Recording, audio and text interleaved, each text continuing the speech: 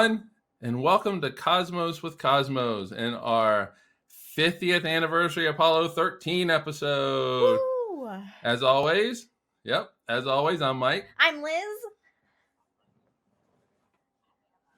Yes, we have a special guest with us. And it's not my sister. And it's not your sister.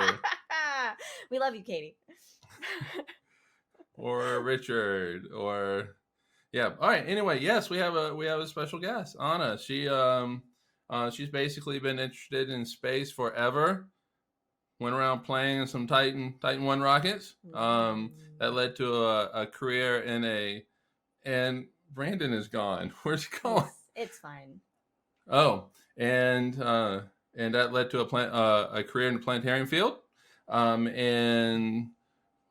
She has worked in leading planetariums around the world, not only here, but also in Germany, where she is a project director and head of exhibits for multiple major planetariums and observatories in Germany. She has won awards for her effort to engage the community and especially young women in space science.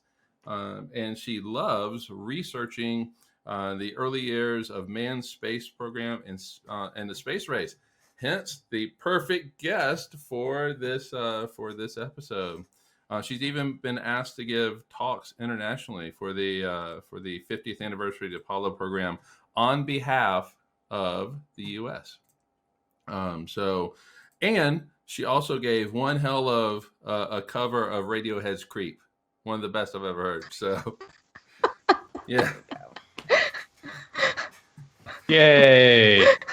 Thank you. So welcome to the pod. Welcome to the pod.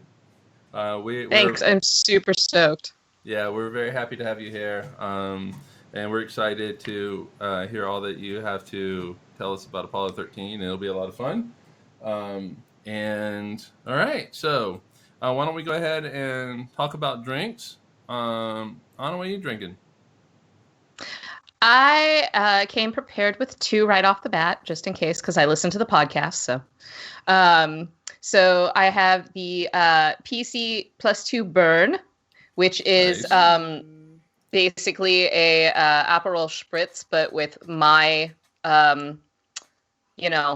measurements and not the actual ones, and in a fun rocket mug, and then Saturn V first stage mug, to be specific. And then I am also drinking the successful failure. And it is, so there's a drink that I learned about when I went to a conference in Poland, and basically it's apple juice, apples, and Polish vodka, which is the bison grass vodka. But I didn't have any apple juice, so I used apple cider, like hard apple cider instead. Nice. Nice. Yes. You know, successful failure sounds like most of the nights that we go out or do podcasts. Like, it ends terribly, but Is it's every success episode overall. of our podcast. All right, Brandon. Cosmos with Cosmos, the successful failure. Yes. All right, Brandon, what are you drinking? And I am drinking the Oxygen Stir Tank number 2, which is just mango and rum. Oh, nice. Freshly squeezed mango? Yes, I picked them off the mango trees myself this morning in Oklahoma. Yes. They are native there. They're native to Oklahoma. That's where they come from. Mm-hmm. Little known fact, we're the mango state. Little known fact. That and tornadoes. Yes. I am drinking the lithium hydroxide. Nice. Delicious. Delicious. What is it? And it is. I mean, I know what it is. I know what. Let's see if I know what it is. It is cranberry juice. Mhm. That cinnamon whiskey. Mm-hmm. Triple sec. Yep. And that's it. Oh, that's it. That's what it is. Man, Liz is ready for success or failure. Oh yeah, always. Mm-hmm. And I'm having what I'm calling the drink of Aquarius, which is apple juice and that very same whiskey, cinnamon whiskey. Ah, Yeah, cinnamon apples, nice. cool. Yep. Mm. So that's what I'm drinking. Now that we know the drinks, the rules for the drinks. Well, actually, we'll do social media first, and then. All right. So social media promotion: Twitter, Instagram.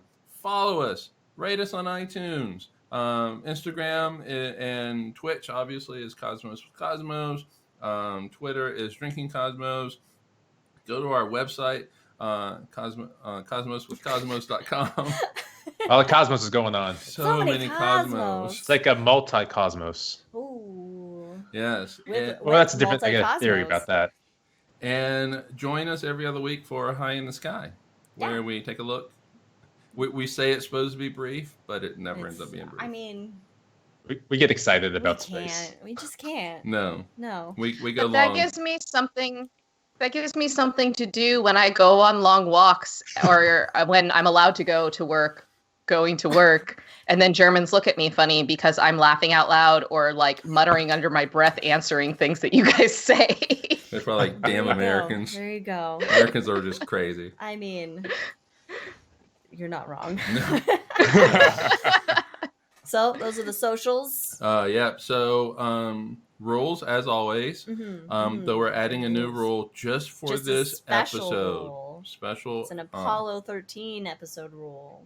Right. So our rules are going to be if a puppy barks, as usual. If Jack or Leia decide that they want to bark at a leaf crossing our yard, then we will take a drink.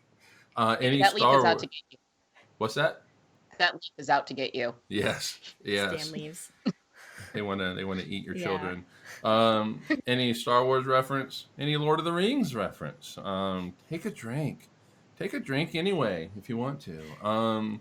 And for this episode, if anyone says gentlemen, because they were nice in the 60s, except to people of color.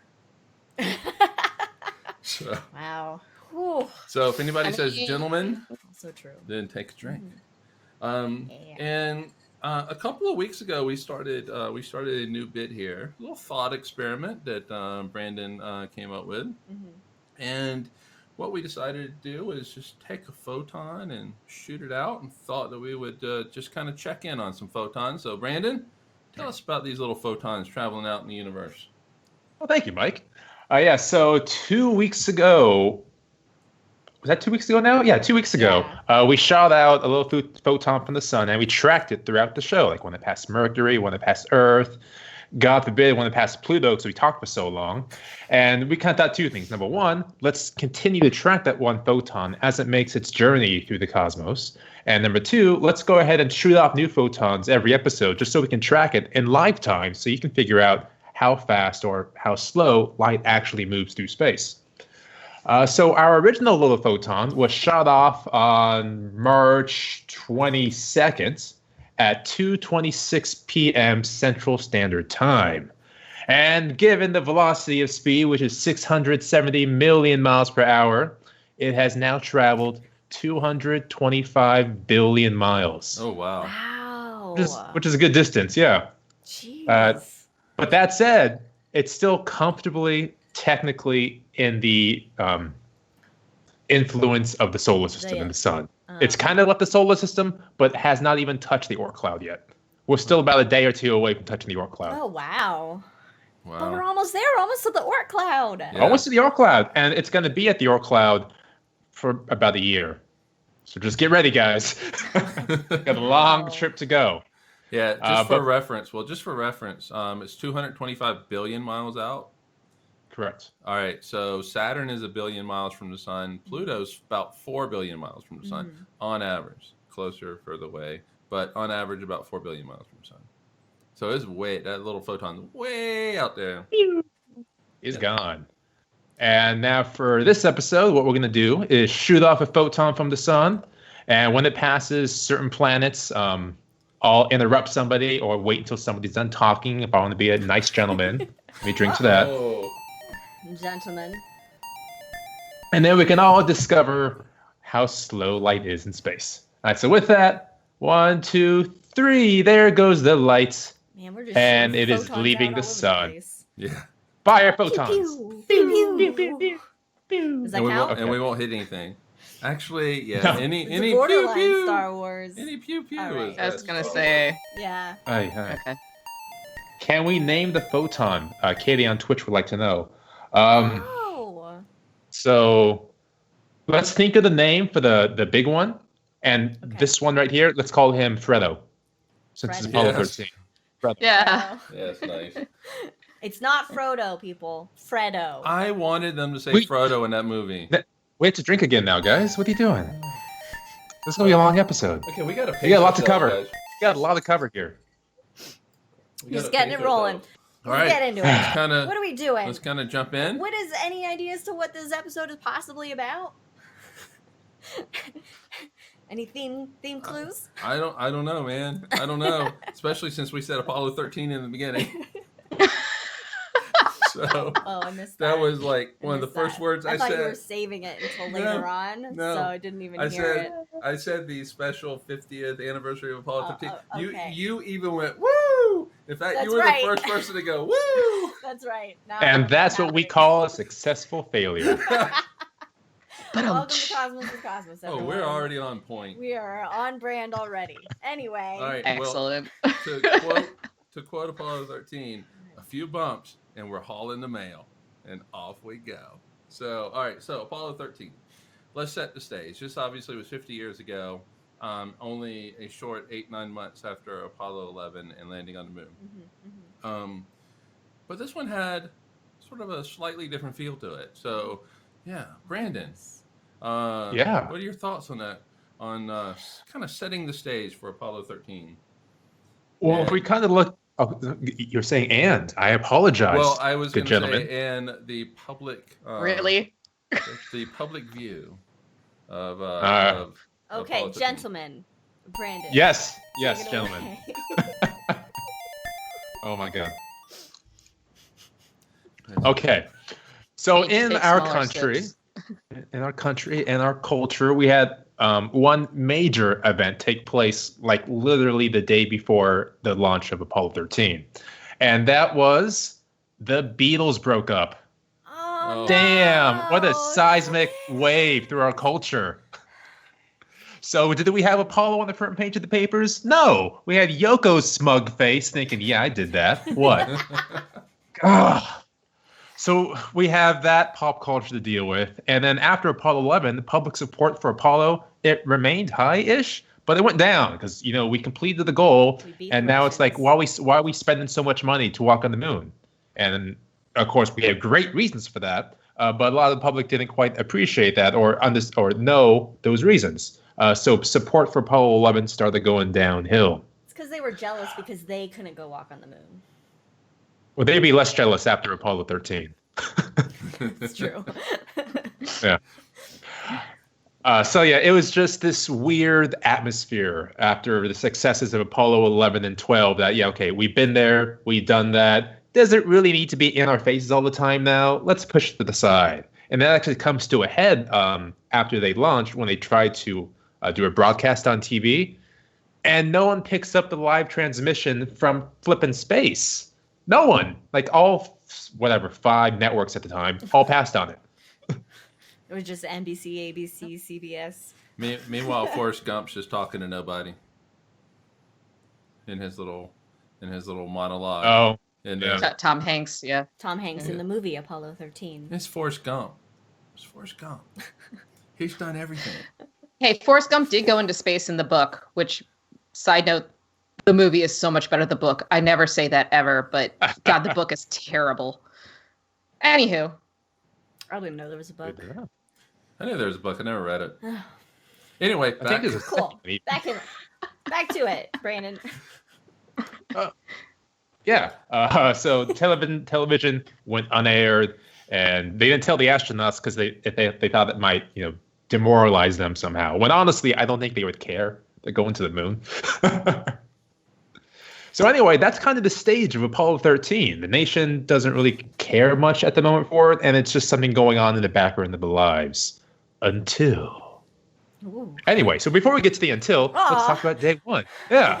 we got a So few- we- Suspense. Well, actually, hold on. It's like there was a little bit. If you back up a couple of days before day one, there was a little bit of Mhm. intrigue. There was a change of personnel on this little yeah. trip to the moon. Mm-hmm. Yeah. So one of them, Anna, who wasn't supposed to go? So Ken Mattingly was supposed to go, but unfortunately, Charlie Duke from the backup crew, his kids gave him measles. And while Jim Lovell and Fred Hayes had the measles, Ken Mattingly had not, which meant that there was a chance that he would develop them in space. Now, according to Jim Lovell, it would have been on the trip home when nothing was going on, and he made the argument that, no, you need to leave Mattingly on our team. Like, we know each other. We've been working together for 2 years. This is kind of crap. So, you know, and in the movie they say, you know, he's going to be running a fever when you go to redock. Maybe. But yeah, so they actually had a special code for when they talked to Mission Control from space to ask if Ken Mattingly had the measles, and it's, are the flowers blooming in Houston? And Ken Mattingly never got the measles. Oh, man. But he did go to the moon, though, right? Yes, he was the command module pilot on 16 with Charlie Duke. So because he had to be replaced by the backup from 16, they just swapped places. So Jack Swigert went in Ken Mattingly's stead. Both of them were bachelors. So Jack Swigert was actually the first bachelor in space. Ken Mattingly would have been. And by the time he went on Apollo 16, he was married. So nice. All right. Well, there you go. Yeah. All right. So yeah, there was a little bit of intrigue, with change of you know, butts and seats, so to speak. But wasn't Mattingly? He was going to dock them, right? He was the guy that was going to dock the command module with the LEM, right? Yes. Yeah. So one of the concerns, which that part wasn't as big of a concern, but the backup crews notoriously got like almost no time in the simulators because the main crew, the prime crew, hogged it because they were the prime crew. They needed to get the most time. So Swigert hadn't been in a simulator for a really long time. Now, one of the things the movie doesn't convey very well is how excellent of a pilot he was. It wasn't as dramatic as Ron Howard made it, I think. Well, it is Hollywood. Right.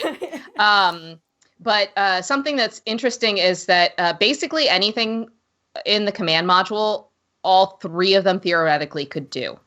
So if the command module pilot was unable to dock, they would take another go, and the commander would take over, the lunar module pilot would take over, and they would give it a go as well. The biggest concern that they had was when they were coming back from the moon, and Swigert was alone in the command module, and then Lovell and Hayes were coming back from the moon, and they had to rendezvous and dock then. That was their biggest concern, because nobody could help Swigert at that point if he needed it, which, of course, he didn't. He's an astronaut. He knows what to do. Yup. All right. I think it's time to launch now. Yeah. We're launching? We're going to launch. Oh. We're going to go to day one. What happens on day one? Well, obviously you launch. You take off, right? So when did we lift off? When did this Saturn V rocket take off? Well, because NASA doesn't really care about superstition. They launched at 1313 military time, because fuck you, superstition. Yeah. Apollo 13, nah, we're not messing around here. So, yeah. So, and on a side note with that superstition, Jim Lovell's wife, Marilyn Lovell, was actually very unhappy that he was flying on 13. She just had a bad feeling in her gut about it from the get-go, and Lovell really said to her, you know, like, it comes after 12, hun. Like, it's just a number. Yeah. So what she said then was, I've got a bad feeling about this. Oh, man. Jesus, I should have seen that one coming. Sorry, I set that up. So let's push forward a little bit to further the narrative. So let's just go forward 32 seconds later. After launch. Big jump. Yeah. So we hit Mach 1. We hit Mach 1 32 seconds later, which for such a big vehicle is insanely fast. Even though, again, it is this massive Saturn V vehicle, yeah, going back and forth like that. They only pulled 6 Gs. The Saturn V only pulls 6 Gs, which isn't that much comparative to like the Gemini and Mercury rockets. It's not that much. Yeah, but So that's still, Walk in the park. that's a lot. That's 6 G's. Like I would pass out. I would be passed out. They would even I put always those like compression things on my leg. I would still pass out. 6 I always G's. like to pretend, like when I'm on the roller coaster, that I'm looking at the back of the seat in front of me, and as we're doing these corkscrews, like put my hand up and try to push buttons, like I'm an astronaut right now. I'm training, and I get sick and can't do it. Oh Who the my- fuck doesn't Yeah, do that? I would be the one that vomited. Oh. Oh my god. And Oh, I'd have a blast. oh yeah, we And all then- pretend like I'd that's have a not. blast. Oh, I would have fun while vomiting. I would just be vomiting. Well, hopefully it and all then- makes it in the bag. true. I would be prepared. I would have it in my hand already. So you're pulling 6 Gs on the largest vehicle, largest machine ever made, Mhm. and you would think you'd be really excited. The highest heart rate out of any of these 3 guys was 105 beats per minute. 105. What's my? I can get that walking up the stairs. Yeah, seriously. Well, I'm at 77, so I'm okay. I- But Is that for the entire mission until they take off? No, that their- was just for during the launch. launch. I'm not sure of the heart rates later on. I'm sure we could find out. But yeah, just 105. it's silly. A trained astronaut for you, because my heart would be out of my Oh. chest. Oh, I would be dead. I think my aorta would have exploded. Yeah. So day 1, we launch. We get up there. We're out in space now, hanging out. Then we make our way on out to day 2. Everything's going well up to this point, right? yeah, this is the space sickness. Yeah. One of the rookies gets a little sick. What happens because you're floating around in space. Throw up's gonna happen. Yeah, they're just doing the. Figured out. Yeah. Well, he definitely, at least in the movie, he definitely threw up all over the place. Chunks just floating Yeah. around. Sorry, I'm going to be that person stuck in here. He did throw up, but it was not as bad as it was in the movie. You're killing me. I mean, any throw Just up kidding. in a Okay, you know, tin in all can fairness, space. I learned this from Jim Lovell. So I'm not I going mean, to say what Jim does Lovell's he fault, know? because I What would is- never blame anything on What him. What does Jim so. Lovell what is know? that guy? Jim Lovell wasn't there. He doesn't know. He doesn't know anything. It was all on a, Yeah, Tom on a Hanks was there. soundstage. So, no, I'm just kidding. Definitely was not on a soundstage. Everybody, they went. That was in the vomit comment. Oh shit! I gotta check on the photon. Sorry guys. Oh damn it. We Good. passed Mercury. You We passed failed. Venus. We passed Earth, Earth. and we passed Mars. Oh my gosh, Brandon. So we'll just take a good long drink. Sorry about getting about the Wow. photon. this is About what Fredo. happens, 'cause Successful Brandon? failure. You're letting our fans down. Allison had to Oh, remind you. yeah. So the next one we're gonna hit up is Ceres, or I guess what Vesta's next, then Ceres. We're about a few minutes away from those, so we'll keep that up. All right, back to Apollo. I guess some quick housekeeping maintenance issues. Some of the more mundane things we can talk about is the sleep quality they got, because this is your first time up in space. You're floating around, so you get into your Velcro sleeping bags that Velcro to walls like a cocoon. That we don't float around and hit things. And because you're super excited about being in space, you gotta take them sleeping pills. So they took lots of Yeah. those. I would not be And they able to got- sleep at all. Oh. Well, even with the sleeping pills, they only got about 5.5 hours of sleep. Oh wow. All right. I mean, it's not Mm-hmm. horrible. I mean, that's my night Uh, lately. If that. Mm-hmm. And as they were going to bed, Mission Control, as they're chattering back and forth, they make a joke that, hey, tonight for your movie, guys, you're gonna watch a movie starring John Wayne, Lou Costello, and Shirley Temple in the flight of Apollo 13. So they were making fun that this is gonna be a movie one day starring John Wayne. That's funny. Little did they know. Yep. Yeah. If the That's just accident never silly. happened, it wouldn't have become a movie. But do you I think- mean, you think they had an John- argument over who's John Wayne, Lou Costello, and Shirley Temple? John Wayne was too tall to be an Apollo astronaut anyway. Yeah, astronauts have a history of exaggerating size or trying to change their size. Two Yep. quick stories about that. With Apollo 13 here, they called the helmets the Borman Special because Frank Borman had a very large head, so they had a bigger helmet. And so all three of the people on Apollo 13 had the really big helmets. Another way astronauts like to exaggerate their size is with their, I forget the exact technical term for this, but their PN tube.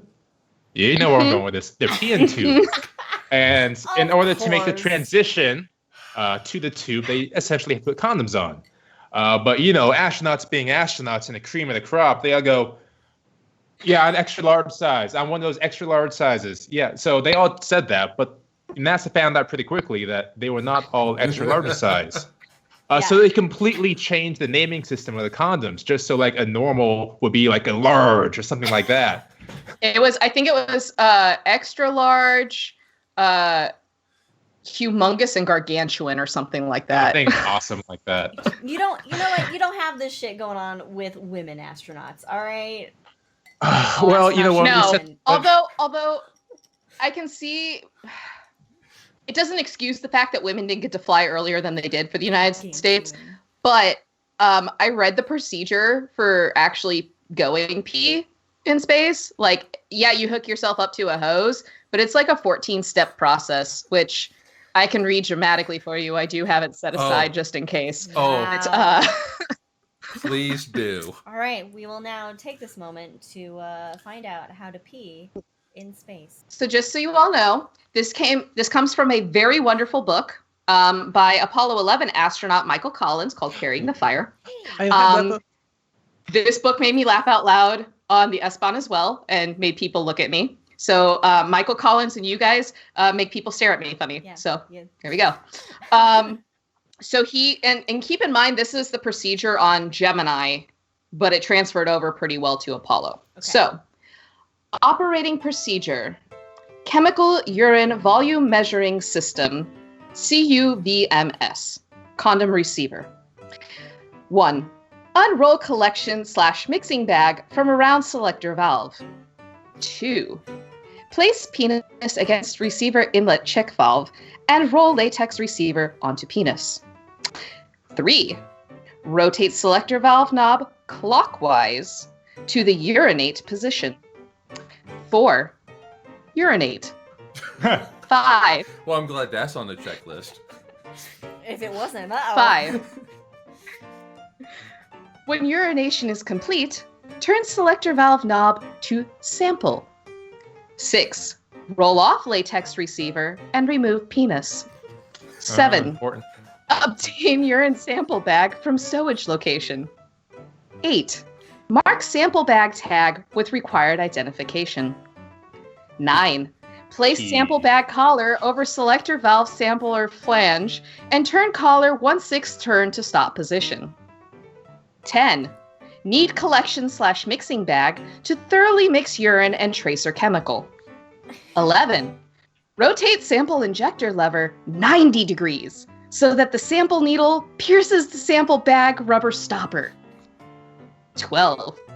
Squeeze collection/mixing bag to transfer approximately 75 cc's of tracered urine into the sample bag. 13. Rotate the sample injector lever 90 degrees so as to retract the sample needle. 14. Remove filled urine sample bag from selector valve. 15. Stow under urine sample bag. Stow filled urine sample bag. 16. Attach the CUVMS to the spacecraft overboard dump line by means of the quick disconnect. Nothing sounds quick about this. 17. Rotate selector valve knob to blow down position. 18. Operate spacecraft overboard dump system. 19. Disconnect CUVMS from spacecraft overboard dump line at the quick disconnect. 20. Wrap collection/mixing bag around selector valve and stow CUVMS. The end. This has been How to Pee with Anna. You know, How to pee in Project Gemini. You know, In space! we're gonna print this off and we're gonna put it over our toilets. So anytime we have a That's really guest, good. Oh, we should frame it. Yeah. this is Yes. what you got to do, people. Yes. You come to my house. You come to my house and pee. This is what you That's got to great. do. Let's do that. Also, I would just be on myself. Yeah, I'm with Brandon on this. I just So feel like it's done. So they would have had to, like, if this was hard enough for dudes, I can't imagine it would have been even worse for women. Oh, yeah. Because That still doesn't excuse them not finding a way. Like, if they could find a way to get to the moon on, like, the crazy lack of computer system they had. They could have figured out how to make that women could pee in space. But yeah, pooping in space was even worse. I'll just say that it involved a fecal collection bag and glove that you can see on display at the Smithsonian National Air and Space Museum on the Mall. Oh, hooray. Wonderful. Unused. Oh, well, that's good to know. All right, so everything's kind of cruising along. Yeah, we know how to pee in space, so we're good. We're rocking this flight. Yeah. Mission. However, we now make it to day 3. Mission Control said. So Mission Control actually radioed up to them and was like, "Man, like everything's going super well. We're bored to tears down here." Literally, they said, "We're bored to tears down here." Why? And then about 40 minutes later, it's Mission Control. Whoopsie-daisy. That's their fault. They're like, we're bored, and the universe was like, all right, I'll give you something to do. Yeah, but before my beer. Before we got to that fateful moment, one of our intrepid astronauts ate something. Very interesting. Yeah. Oh, what did he eat? He ate ham salad. Ew, God, what is that? Yeah, so his quote is, "We just ate a can of ham salad, and that was an experience." I bet it was. There are so many there are so many fun nuggets you can pull out reading the transcripts like that. And I just love humanizing the mission, finding those fun little quotes. Yeah. Well, I mean, so, you're up there, what? You're going to be going for 3 or 4 days? Yeah, so. A ham salad? A ham salad. And of course the dogs want to play now. But ate a ham salad. And we only know about the peeing, and that was 20 steps to pee. That ham salad maybe led to something else. Yeah, that's not going to be good coming out. It led to the fecal collection bag and glove is what it led to. There we go. Oh, God. Yeah. Actually, maybe they also urinary did, tract because that was... Yeah. No, not the UTI. It's something else, some other issue. Because it was so difficult and awful to poop in space, they did try to feed the astronauts a higher residue diet so that they did not have to poop quite as often. So this is what Cosmos with Cosmos has become. A conversation on pee and poop. Look. Just a bunch of shit, guys. But I would like to point out that it was not just poop jokes. It was serious discussion of how you go to the bathroom in space. But we're all middle schoolers. Yeah, I mean.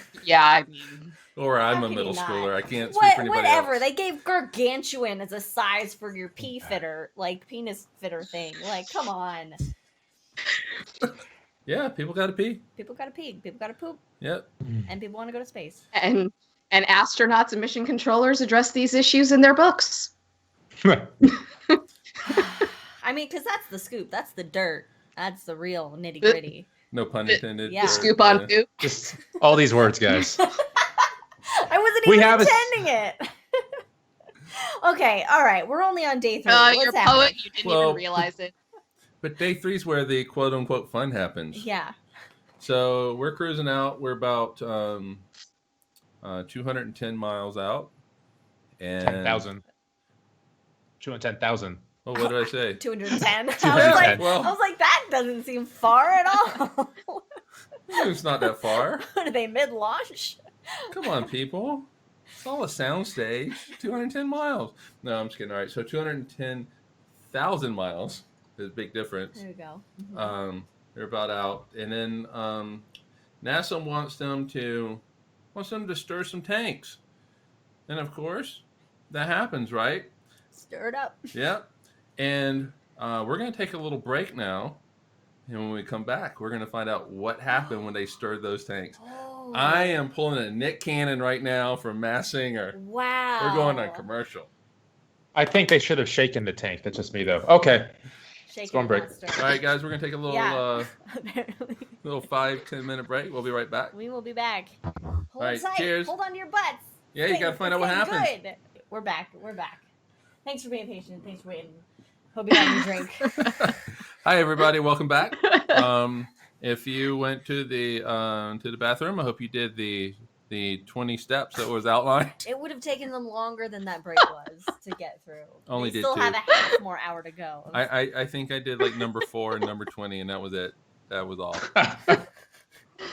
Just ignored all the other steps.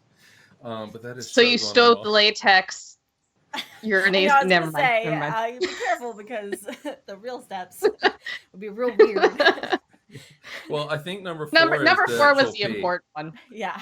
4 is the pee. Number Okay. 4, urinate. And I'm assuming number 20 is the flush. I don't. Okay. Basically. No, the flush came long before that. 20 is like stowing everything. Stowing Well, everything. he stowed it back, so it's okay. You're stowed up. Or did I? Anyway, We are children. All right. Well, this is welcome Yeah. back to this very professional podcast that we How have we going on. If you weren't with us in the first 45 minutes, we were just cruising along, enjoying everything. It's been a nice space plate so far. Yeah, it's been pretty uneventful, but then Yeah. things are about ready to change. Ooh. Yes. Anna, what happened? Well, I'm glad you asked.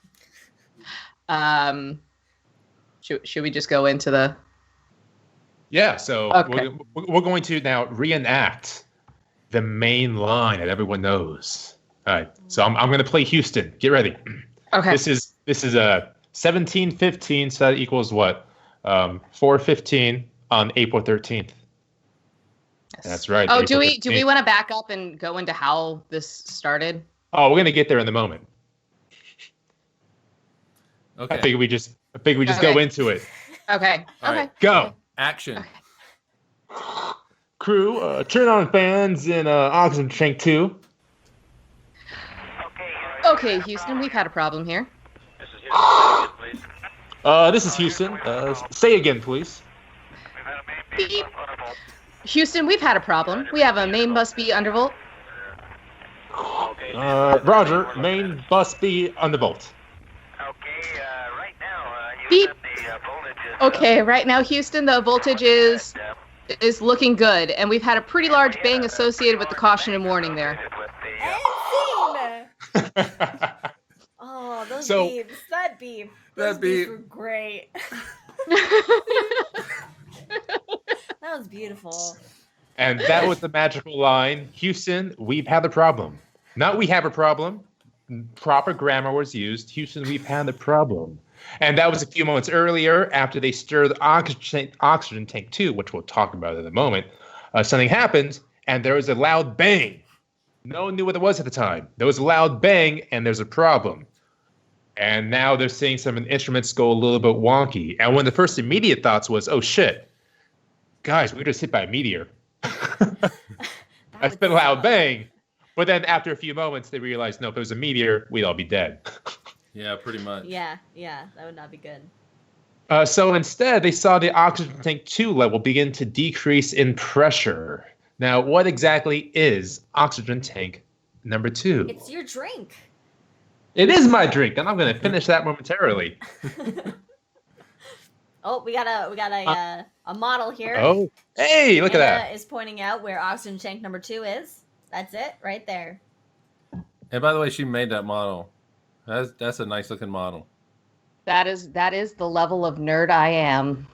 Oh, and also you can't see it, but because it's a clear cutaway, the crew that's inside the CSM is on their like little name badges. It's actually like Lovell, Hayes, and Swagger are written, Aw. and Lovell has the commander stripes, which were first started with Apollo 13. Neat. Cool.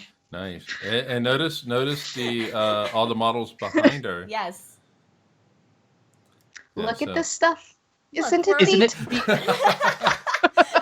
We're all nerds. It's, I just want to go where the people are. That's all I want to do. Mhm. Yeah. All right.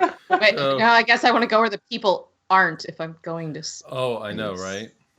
Okay, so we've gone from Apollo 13 to Little Mermaid. So back to Apollo 13, oxygen tank number 2. What is it? So the oxygen tank 2, it is a highly insulated spherical tank. So basically, held a lot of oxygen, which powered somehow, gave energy, electricity. It wasn't necessarily for breathing, this oxygen. It was kind of to help keep the batteries going. It was like a slush of liquid oxygen. And in this slush, there was a fill line and a heater that ran down the center of this tank. Now, this second oxygen tank, because there were 3 tanks altogether, it was originally used in Apollo 10, or at least it was originally installed in Apollo 10. But they had to take it out to modify it, and by the time it was completed, it was ready to go for Apollo 13. However, when they took it out and started doing these modifications, they actually dropped the thing 2 inches. Boop, which, okay, I guess that wasn't a big deal. They went with it fine. But when they dropped those 2 inches, it actually jarred the internal fill line. So eventually, when they sent the bolts through it, there was an issue, and electricity mixed with pure oxygen ain't good. And that's what caused the Big Bang. It went to boom. Yeah. Big bada boom. Yeah. So, well, and part of it too was that so they actually kind of had an indication 2 weeks before the launch that something was wrong with it. During one of the ground because tests. Yeah, so when they always do the plugs out test a few weeks before launch, and which is like the final dress rehearsal. And after the plugs out test, which is where they like pump the rocket full of fuel, they do everything for it. They went to empty everything out of the tanks before they shut down the launch vehicle. And tank 1, everything went away, like everything drained out. Life was good. Tank 2 went down like 8-9%, and then it was like, nah, I'm gonna keep all this inside me now. And so they were like, well, crap, what do we do? And so the engineers were like, well, we can boil it off. There's a heater in there. Let's just boil it off. And so like they discussed concerns about it and stuff, and they're like, well, if it were 80 degrees, this is going to be a problem. And so they kept an eye on the gauge that told them how hot it was in there. And they said, like, it should take about 8 hours to boil all of this off. So, and Jim Lovell was brought in, and he said, you guys feel confident in this? And they said, yes. And he said, then I'm confident in you. And so they went ahead with the procedure. Now, what they didn't know was that probably also because of this 2-inch drop that happened,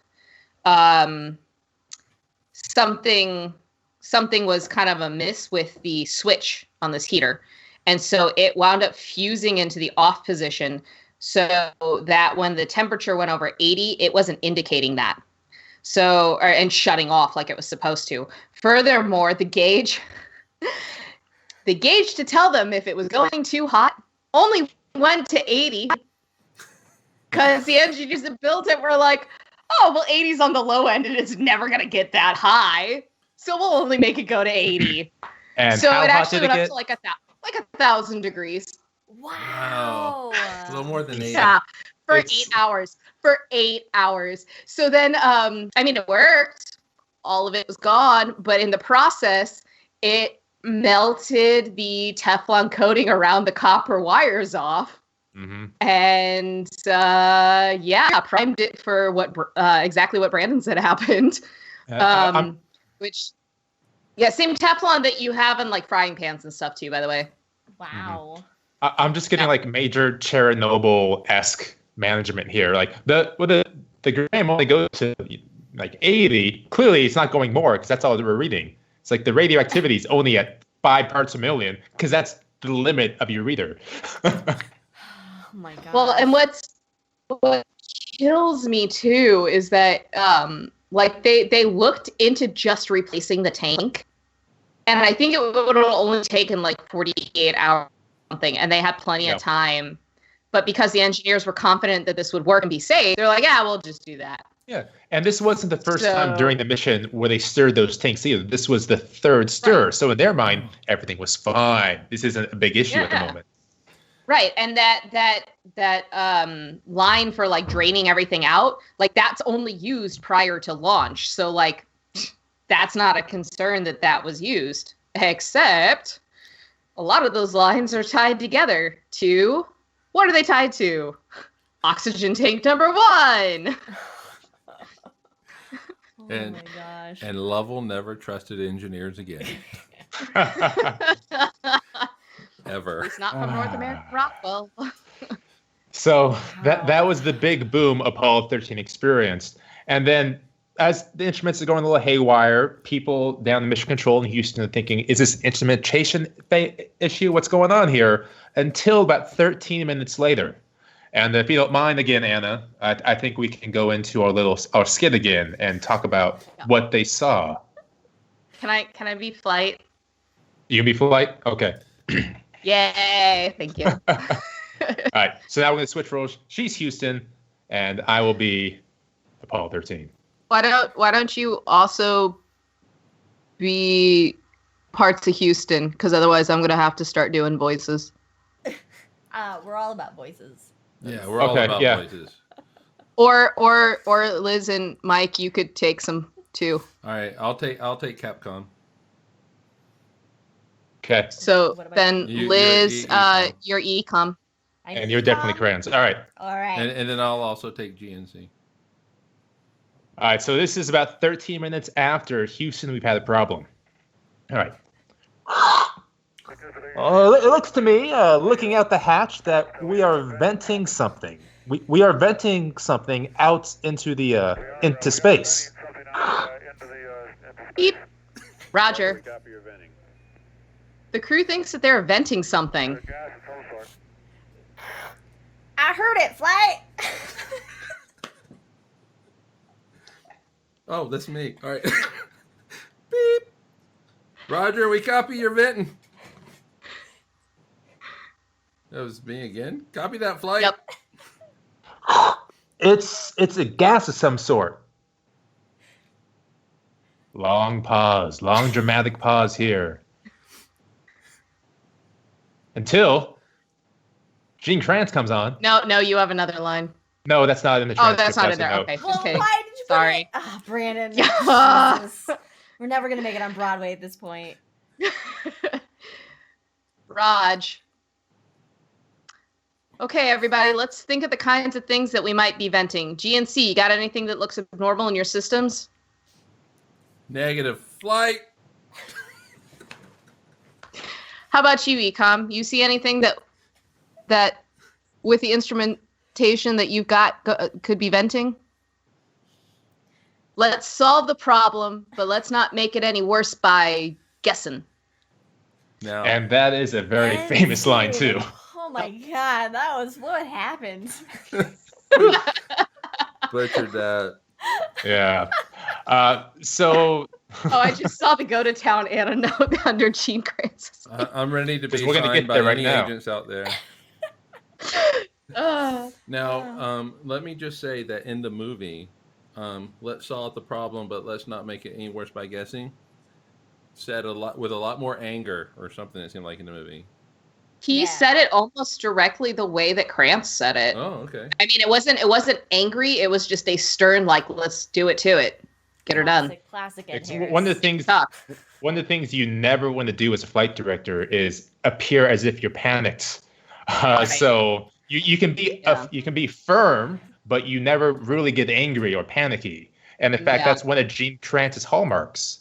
Yep. And then a lot of that, Gene Kranz, of course, was talking as flight director, and he was a major player in Apollo 13. So I think we should give Gene Kranz kind of the spotlight here for a few minutes. And he happens to be one of Anna's favorite people. Yes. He is. He is one of my biggest heroes. The man is just, he is just the nicest person and a total class act and just really knew his stuff. He is a gentleman.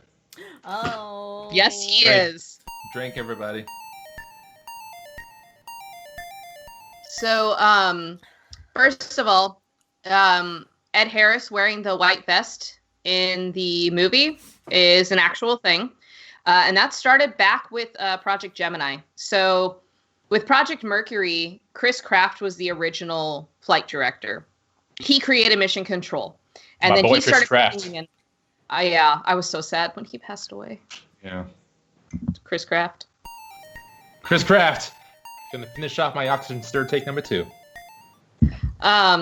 So Chris Kraft knew that with more and more missions coming up, he was going to need some help. So he brought on some assistant flight directors that would eventually also become flight directors, and Gene Kranz was one of them. And he started with Project Gemini.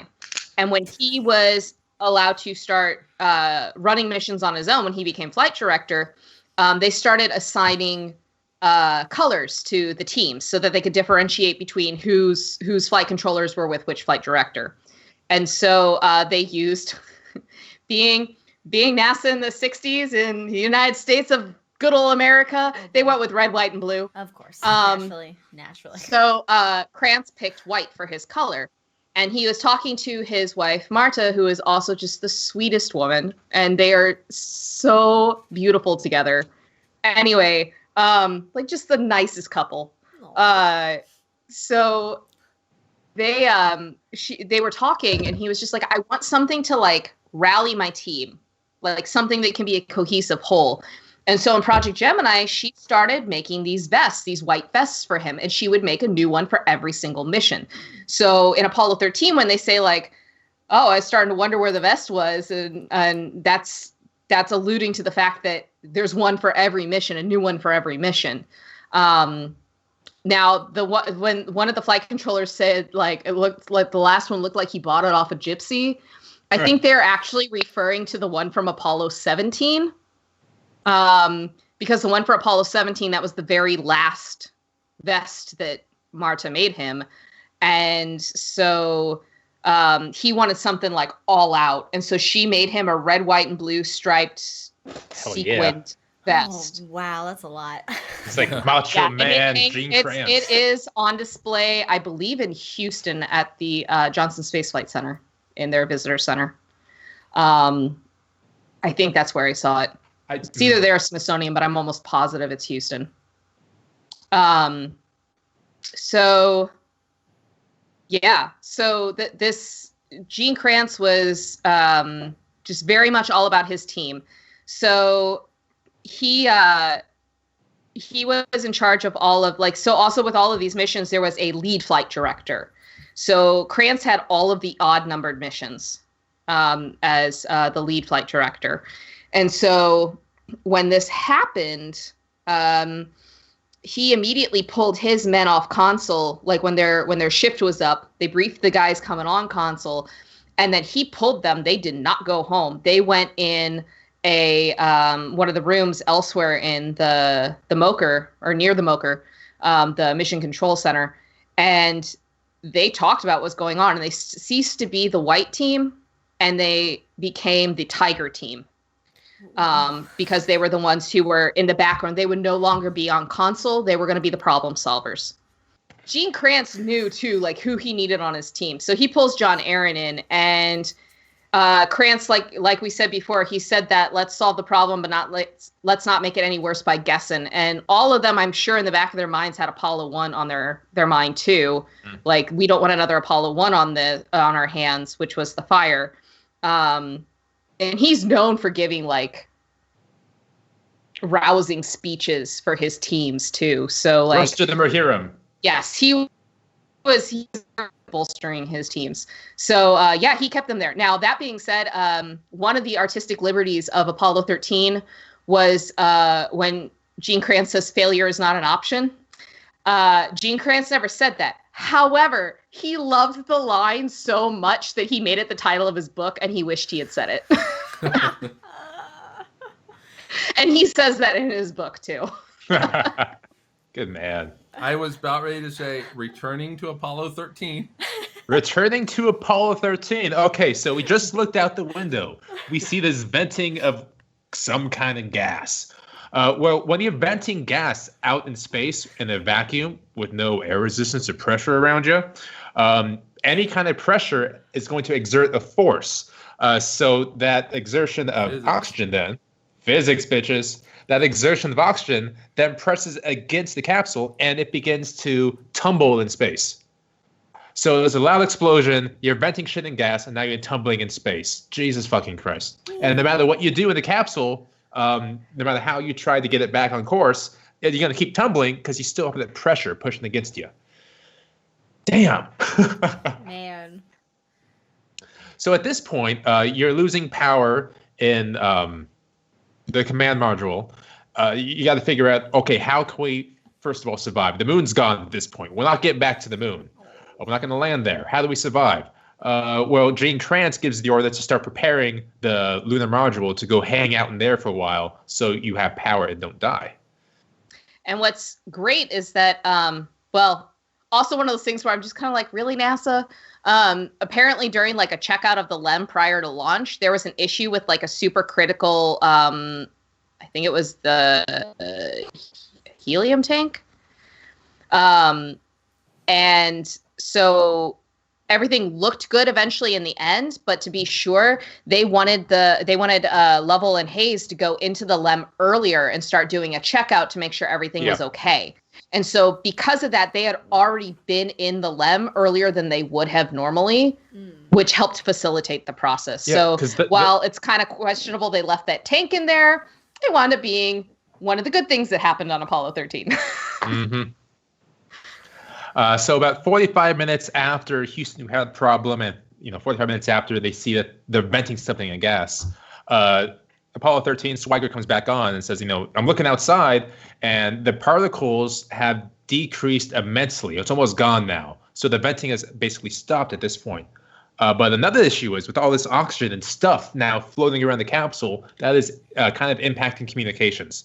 So that's something that Houston has in the back of their mind. With all this debris floating around the capsule, we may lose communication, or at least have it be impaired somehow, which luckily didn't really happen. Whew, that's a lot of stuff going on, guys. Man, it's chaotic. Also, all that debris made it difficult for them to use their sextant and the telescope on board to like figure out if they're still on course or not. Oh. Because as fancy as you are going to the moon on a spaceship, you still have to coordinate using a sextant and stars, just like sailors in the 1600s. Oh, and I love that. Mm-hmm.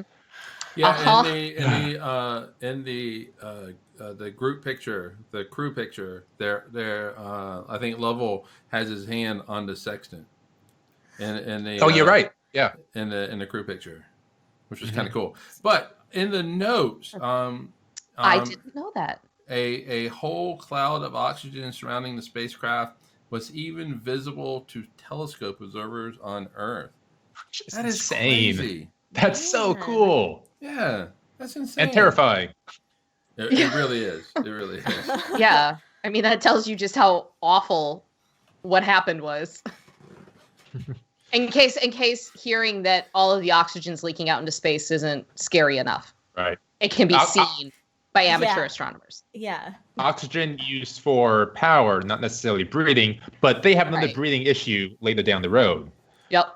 So still need power, though. You still need power. And I'm sorry, their heart rates are like 105 at this point. They're just like, whatever. It's fine. Right. So I think it's probably dropped. I think they were a little high, but like. Anyway, so all right. So basically, 90 at this point in the mission, 90 minutes ago, the two tanks blew. Two of the three fuel cells, number 1 and 3, are dead with all power. For the CSM. It's fine. Command module, yeah. Yep. The oxygen tank 2 is empty. Tank 1 is quickly decreasing pressure. The escape gas from tank 1 is acting as a thruster, so it's tumbling in space. Or in the notes, quote unquote, screwing over the attitude. Screwing over the attitude? Yeah. Fuck you, What's attitude. the frappin' attitude? Yeah, and so at this point, they have to desert the command module and go to the LEM. Yeah. So, or one of the things that we watched on TV, the LIMB, L-I-M-B. Yeah, the subtitles were spelling it limb. It was weird. I was like, damn it, subtitles. Oh, god damn it. All right, so they need to secure the battery power for re-entry. An unknown amount has already been spent earlier on as they work to stabilize the power supply. So, and also, we'll make a quick note. The reason why you need the command module to return to Earth is because they have the heat shield on the end. Which and is so when you go important. to Earth's Very atmosphere, important. Without that, go to Earth's you're atmosphere, dead. you heat up. to, what was it, 12,000 degrees? Something really, really hot. You're burnt to a crisp without that heat shield, basically. Yeah, it doesn't matter. It's death. It's death at this point. Fiery death. All right. Also, it's my favorite kind of heat shield, the ablative heat shield. Just saying. I love ablative heat shields. Far better than the tile. Way more durable. Oh, those ablated heat shields. But the tiles are amazing. Okay, so quick. Sorry, Mike. Very quick tangent about the tiles. Oh my god. All right, make it take 2 brief. seconds. You have 1 minute. Oh, you have 2 seconds. So, 2 seconds. As done. No. As many issues as the tile system has with the space shuttle, you look at the bottom of the shuttle, you have all those tiles on the heat shield. You can put those tiles still today in these furnaces that go thousands of degrees. Take it out and immediately touch with your hands. That's how well it ablates the heat. It's amazing. So yes, there are issues with it, but the tile itself was an incredible piece of technology. This is true, and an ablative shield cannot be made that large or in that kind of intricate shape. So that's my heat shield story. Thank you for sharing, Brandon. As quick as I could. This is story time with Brandon. All right, so I keep going. Hey, listeners, what's your favorite kind of heat shield? Heat shields. Ablated. All right, so back to Apollo 13. Jesus. This episode is going to be like the entire month of March. It's going to be 8 years long. Never ending. Speaking of which, where is Fredo? Yeah, when you said you were going to try and make it one of the shorter episodes. Oh shit! No, we're almost at Saturn, guys. We're in trouble. Almost at Saturn. Yeah, we're almost at Saturn. Yeah, we're flying through the solar system. We've been here for hours. That's why they call I tell you what. I will send a message to everybody's bosses and say, hey, you're not going to be into work tomorrow. So just because the podcast is the podcast. I need a sick day. Okay, so we're not even at the end of day 3, mind you. We're going to quickly sum up what needs to happen at the end of day 3. So they need to skip the moon. They're not landing. They have to figure out how to get back to the Earth. You can't turn around. That's too much fuel. So you have to use a free return trajectory to whip yourself around the moon and use that as a slingshot to get back home. And then you have the issue of having to minimize your power. Because again, you need all this power to get back home. So you got to shut off everything that's not essential, including the heater that comes in later. And just use, what was it? Like no more than 13 amps in total. 11 you could use you could use a little more, but just to be safe and comfortable, you need to use less than fucking 12 amps. Which 12 amps is what? It gives you a shock. It's less than, to quote a mission controller, which I've seen this not just in the movie. So you can't run a vacuum cleaner on 12 amps. Oh, okay. It's nothing. Yeah.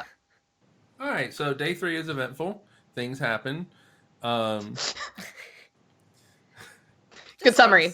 Yeah. It was a lively day. Lively activity happening. Nobody's pulse. Nobody's panicked. Nobody's panicked. Hey, but we want solutions, not guesses, and so we're going to move over to day 4 now. We're still approaching the moon. We're still approaching that natural satellite of ours. But we're not going to land on it. No. Not happening. No. It's just going to be a high moon, by moon. Because that's one of the things we learned in day 3. Yes. We're not going to land. I know. Yeah. I'm just summing it up. No, I know. Recapping. All right, so day 4 comes around, and first thing I want to think about is sleep. I got to sleep. Yeah, man, this is exhausting. I know, right? I mean, just peeing just takes 20 hours, and it's just need a nap after it. I'm gonna nap after this podcast.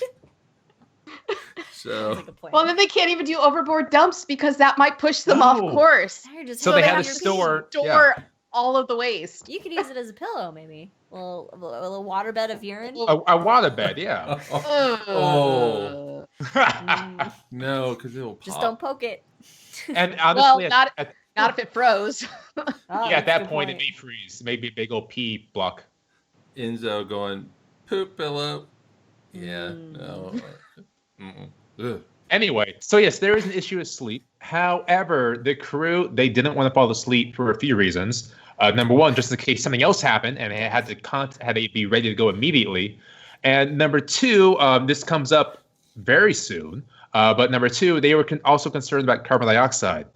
you don't want to fall asleep if there's elevated levels of carbon dioxide because you may not wake up. True. So you got that issue. But before the carbon dioxide became an issue, which should happen in about 3 hours from where we're at currently, Level and Hayes, they go in the capsule and they try to get some shut-eye.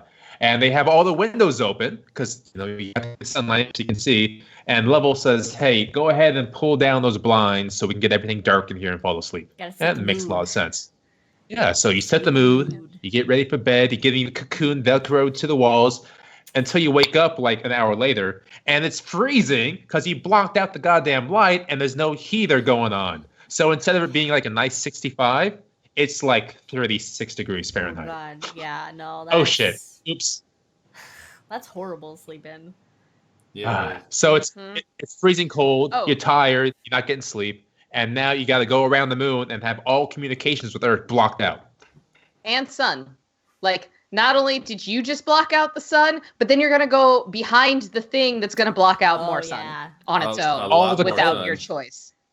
And you know the last thing that's said before they go behind the moon, the very last thing, hey, good luck, guys. We'll see you on the other side. And Jim Lovell's talking about food. Right. But what did he say? He was... No, go ahead and say what he said. He goes, okay. You up our edibles, water. I didn't realize that NASA and Lovell were so progressive with edibles back in 1970. That's progressive. 50 years later, I mean, the rest of the world's catching up. Yeah, you got nothing to do on your, So take some edibles right there. On your thing, right. You're just. I'd be thinking about food personally. I'd be like, what can I? No, do? and this comes up the far side of the moon just epic. And this comes up to be an issue later on because he's talking about food in the water, not because he wants to munch on it probably, but because he's concerned about rationing the water. So number one, you need to drink the water. Number two, you need water to cool instruments down so you don't overheat and explode and die. And also, you need water to put into your dehydrated food so you can eat it. So they're very concerned about rationing the water at this point. And so that's probably something he's bringing up. But at that point, it doesn't matter because they're going behind the moon. So they're on the other side of the moon. And typically, with Apollo missions, Houston would be kind of worried because they have to make sure that the lunar modules burn its engines for the exact right amount of time, the exact right amount of thrust to get down to the surface. But on this one, obviously, you're not slowing down to land. You're just whipping around. So Houston knew the exact second when Apollo 13 would come back around. So the exact second they say hi, Apollo 13 says hi, and back they go. Hi. But that said, that is Newton. Science, to the moments. But they did do some science on board Apollo 13. They took a lot of pictures of one of the craters. Anna, can you pronounce that? The Tchaikovsky crater? Hey, Tchaikovsky. That's what it was. I just looked at its spelling and I got confused. Yeah. There's an L involved, Tchaikovsky, so that makes sense. Tchaikovsky. Let's go with, That's right. Perfect. So they did, you can go and Google these images. They did take some amazing pictures of that crater and the ejecta outside of it and the complex crater, the mountain in the middle. Great pictures. But one of the issues was that due to the cold temperatures, the windows are fogging up. So some of the pictures are kind of blurred thanks to the fog mirrors. And this is going back 2 days. One of the other main science objectives they had just on the flight to the moon was taking multiple pictures of Comet Bennett. This was a comet coming around once every couple thousand years. So this is the only chance to really see it. And they were trying to take a picture of it right before the explosion happened. So we never did get a picture of Comet Bennett. Comets predict just doom. Chaos, mayhem, death. Comets of doom. Yep. Yeah. I was going to say. So everybody, check out Comet 2019 Y4 Atlas. Coming now.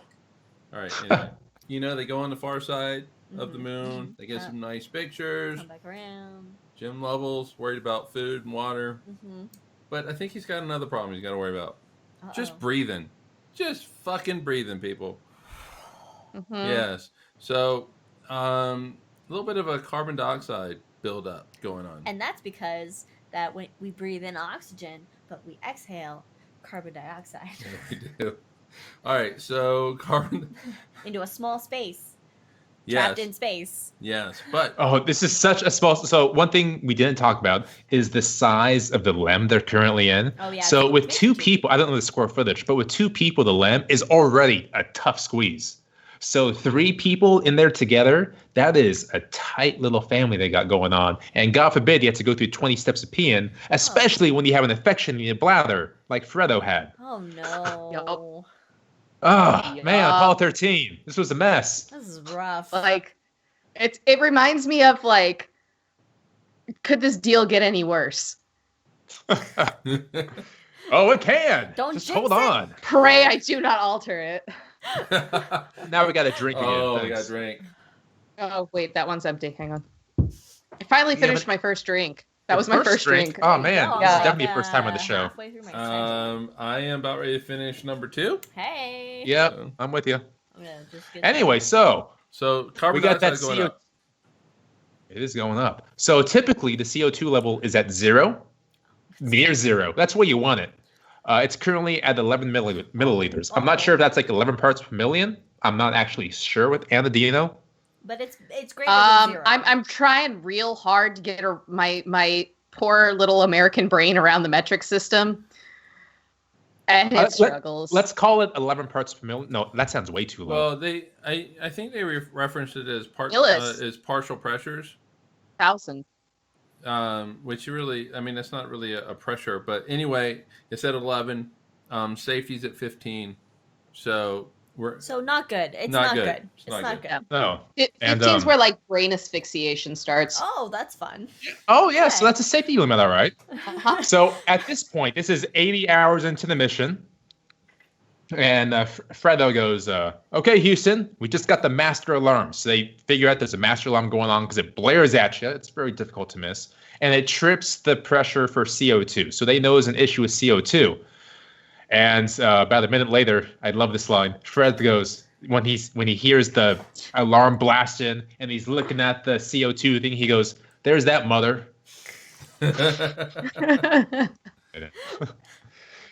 So they know there's an issue. They're at 11 already. There's a master alarm going off. Fred Hayes wants to curse, but they can't because it'll be transcripted forever and all eternity. Because they're Yep. gentlemen. They're gentlemen, which we shall drink to that. So yeah, they Lovell got in trouble for the frapping he said earlier. Ah. Because he was on Vox and didn't know it. He was like, everybody could hear him. Hot mic. I mean, give them a break and at this point. actually, a shit has Right. blown Kinda- up. Right? Uh-huh. Condensation Say what you everywhere. want. Carbon dioxide going up. He isn't going to be able to fucking land on the moon. Man, my mouth would be lighting up like I a think sailor right the now. man is allowed one single frappin'. Right? And he literally just said frappin'. I mean, and that's commonplace nowadays. That just means you want a frappuccino. I I'm know, gonna go right? frapping. I'm gonna go get some frapping. In that restaurant right there. Yeah, In that Starbucks, because you know there's a Copyrightless. Starbucks right there. this is what I bring to the table. all right. So the CO2, folks, is rising, but they can't really do much about it at the moment. I'm sure at this point, Mission Control is trying to put together all sorts of plans, but the crew is like, you know what? We can't do much about it. We'll just be fine up here. It is We're what fine. it is. But because of the rising CO2, this is where the sleep issue comes in. Because Jim Lovell comes in and goes, well, we know we need to sleep, but we don't want to because the rise of CO2 is going up and we may die. Yeah, that's a legit Shit. concern. And around the same time, this is 22 minutes after Jim Lovell says, you know, we don't want to go to bed because we may die. Good old Fredo, he rips a good old joke. He goes to Houston. He goes, okay, I see the Earth, so I have very wisely shifted to forward. And Houston goes, attaboy. Love it. That's good. You got to keep your sense of humor in these situations. Yep. All right, and here now, 8 hours after, shifted to the forward, we're getting home, and 8 hours after they realize, oh shit, CO2 is going up. This is when the famous jerry rigging of the CO2 scrubber comes into play. That's what you want to see, jerry-rigging in space. It is. And that's the exact phrase they kept using. Yeah. Yeah, that's the exact phrase is jerry-rigging they were using. Or so did they science the shit out of that spacecraft? Science the shit out of it. Science the shit out of it. Yep. Yeah. So Anna, since you walked us through the 20 steps of how to pee in space, oh god, can you step us through these 4 ingredients they had to scrub? Sure. There's only 4 steps for this, and there's 20. Oh no! Trust me, there was be. way more than 4 steps, but this is just 4 pieces they used. All right, right. Because keep in mind they had to use what they had on board with them. That's true. This wasn't like created on the ground where they could, be fanciful with how many steps it takes and how many things there are. And so again, Houston had built the prototypes and put it together themselves, and then once they had that. The time it took from instruction 1 to completion was 1 hour and 3 minutes. Oh, wow. And that was to gather everything, to build everything, and accidentally rip a bag and all that kind of fun stuff. So, Anna. Meanwhile, they died from carbon dioxide poisoning. Spoiler. Oh, my God. I all the bags. So, ingredient 1, if you will. Strips of tape are added to the lithium hydroxide canister, the LiOH, Liz's drink, canister, to ease the rest of the assembly. 2, a piece of cardboard is folded and taped onto the top to prevent collapse of the bag around the inlet of the canister. 3, a plastic bag is pulled over the canisters and the Got it. Cardboard arch. There we go. To help create an airtight seal for the loop hose to be added. Ingredient 4. A spacesuit oxygen hose is pushed into the bag and the bag is taped airtight around the hose. Now, why did we have to jerry-rig this again? Can you tell me that, Brandon? Why? Why did this? Yeah. Because I think we glossed over that. Did we? It's because the lithium hydroxide thingies weren't as effective in the LEM as they were in the command because module. there were 2 people so they couldn't, in the LEM, and there were more people, so it couldn't account for that. But also, yes, literally it was fitting a square peg in a round hole. Oh, that's what it was. The famous line. So the lithium hydroxide canisters for the LEM were round. The lithium hydroxide canisters for the command and service module, the CSM, were square. Why couldn't? I bet they fixed that shit. Because CSM was built by North American and the LEM was built by Grumman. So, come on, people. They didn't talk to each other about, because why would they need to? Why would they ever need to fit one into the other? They had what they needed. Because, why would there ever be a quadruple failure on one of these missions? Never. I'm just saying, why? Had it been Boeing, it would have been done right the first, second, third, or fourth time. Or McDonnell Aircraft Corporation. You don't work there anymore, Brandon. Which then later became Boeing. I have the shirt on still. So while this is going on, while Houston is, telling, the crew exactly how to build this life-saving device, there is another moment of levity amongst the crew in Houston. So earlier, the famous bachelor going to space, he didn't file his taxes. And when they launched, it was April 11th.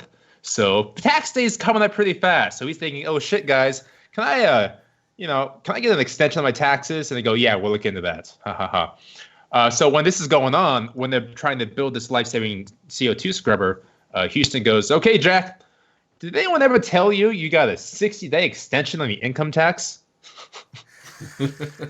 So, and Swigert comes back, goes, yeah, someone told me that because when you're out of the country, you get a 60-day extension. Well, it's definitely out of the country. Very much out of the country. I was, speaking of kind of taxes and federal government type things, I was listening to an interview with Frank Borman this morning, one of the other Apollo astronauts, and he was kind of the liaison between the White House and Houston and NASA during this time, because he had a good relationship with the White House somehow. Mm-hmm. And so Spiro Agnew, the vice president at the time, was a big space fan. We can talk about that in a different episode. But I love Sphero because of his enthusiasm for space. He didn't know what he was talking about, but he was all about it. So I loved him. He was in Iowa at the time. And he's thinking, okay, guys, I want to get back to Houston and take command of the situation and completely do this myself. So he gets on his little Air Force 2 and, starts going to Houston. And his mind, when he lands, he's got to just take Gene Kranz out and be the man in charge. So Frank Borman gets on the phone and basically says, no, you're an idiot. What do you know about rocket science? And then the plane turns around and goes back to Iowa. Did Frank Borman boomer Spiro Agnew? Yeah, it sounds okay, like boomer. Turn your ass around. Oh my god. Wow. So yeah, I learned something new today. We're all learning. I'm glad we a got lot of one new thing new things for today. And with that okay boomer, my parents stopped watching Twitch. So basically, Sorry. What we've learned is okay boomer's generational. And that basically all you need to survive in space is plastic, duct tape, cardboard, and some kind of tubing. Yeah, and as somebody said on Twitch, duct tape is space tape. All right, so let's make our way to day 5, where apparently there's only one problem on day 5. Only one? There's a couple. We're moving on to day 5, and it's fucking cold in there. God damn it, it's cold as cold. fuck. But also something else weird is happening to the capsule. So when you're going back to planet Earth and the moon, you're used to having the command module and the service module, and that's it. Because the lunar module fucking landed on the moon. It ain't coming fucking back. There. So they have all this more stuff connected to them. So the trajectory going back to Earth is a little wonky. And because they have damages done to the service module's engines, they have to light their engines and manually correct the course. Now, it is fun. One of the original complaints of the astronauts against the test pilots in the California deserts and places like that is that they're not real pilots because they just go up on this small tube and have computers do all the flying for them. Well, this is one of those moments. Spam the can. This is one of those moments where you needed that test pilot background to actually be successful. So, Anna, what happened from here? So, at this point, all of the computers have been shut off to conserve power. So they do turn on the guidance system very briefly for this point, and they have to do a burn. Because if they continue on this course, they're shallowing up, they'll skip off the atmosphere and go into space forever. And as Jim Lovell put it in his book, there would be 3 dead astronauts orbiting the Earth as a memorial to the program in as equally dead of a capsule. Woo! Equally dead. Yep. Okay. Yeah. Or he probably said spacecraft, but yeah. So so they had to do this burn. This I think it was actually 14 seconds. They made it long for dramatic purposes, but it was one of a couple burns. So I looked at the transcript and it said 21.5 seconds. Oh, okay. Cool. But it wasn't the 39 of the film. We want to be kind of accurate. No, I agree. How accurate I agree. I was just going off of what Jim Lovell said, but that's fine. What does he know? Well, I mean, you're getting off the transcripts, and he's Has he had multiple drinks during a show? No. Look, it's too much mansplaining going on in this episode. Get back to it, Anna. Thank you. You're welcome. So, no, I appreciate you filling in the correct information, Brandon. That's important. So they do this burn, and they're basically flying with a dead elephant on their back was one of the analogies used in the film, which is just great because, I mean, you got a ton of dead weight from this command module that can't move because they don't know if the explosion damaged the main engine, the J2 on the service module. So they're using these tiny little thrusters or the engine on the LEM, and they also don't know the LEM was never meant to refire multiple times. So they don't know if it's going to work either. So fortunately it does. Lovell's controlling one direction, and Hayes is controlling another, and Swaggart is timing them out to make sure they get it on time. And basically, Lovell had figured this out on Apollo 8. If he could keep the Earth in the window, they could get basically on course without firing up the entire computer, like just what they needed of the guidance system, which was basically, steering, and that's it. So the goal was to keep Earth in the window as best as possible. And that's why you see him doing the thumb blocking out the moon thing. Yeah. So it was the exact terminator of the Earth, the point between night and dark. And that was actually one of the things he was supposed to do on Apollo 8 was check that out, see if that was actually a thing that would work. And so thanks to the work he did on Apollo 8, he was able to save their lives by doing this on 13. Nice. And that's why he's a captain. Yup. All right, so Captain, my captain. Oh, yeah, but that's for Lincoln. Oh, Captain, my captain. So, anyway, that poem. Thanks for that, Mike. Thanks. Thanks, Walt Whitman. Lovell survives. Lincoln did not. So, all right. So, Ooh. yeah. Spoilers. Yeah. Oh, God. Yeah. How many times have I face palmed in this podcast already? I don't know. Aren't you regretting more every to go. decision you made with regards to this? So, Welcome to the show, everyone. No, not at all. I mean, maybe a wiser person would, but I'm talking about space. We're cosmos with cosmos. We ain't That's what wise. matters. That's what matters. Yes. I'm talking about space with other soon, space nerds. How could this be bad? Rip Lincoln. Anyway, hashtag too soon. what's That's going good. on? What's next? What's coming up next? All right, What's well, going on? That's day 5. What's day What's 6 next going on? is- Back to Day the Apollo six. 13. Day 6. Numbers. Oh, day 6. Yeah, well, this is the day. This is the day we find out if everything worked. Judgment Day. This is Judgment Day. Either we'll be happy or we will not be happy. So, were we Parade happy? or mourning? National mourning. So, what happened on day 6? Come back to Earth, man. This is Final it. day. This is it. Did they make it? final Let me go countdown. land in the Atlantic. Was it Atlantic Ocean? It was not the Atlantic Ocean, but thank you for playing. It was supposed to be the Atlantic Ocean because that's where they have all the Yeah, support. They had to change but it to dude, the Pacific Ocean. yeah, so they weren't too Yep. happy about that. Especially because there was a typhoon warning that popped up. No, that was Right. in the Indian Ocean, right?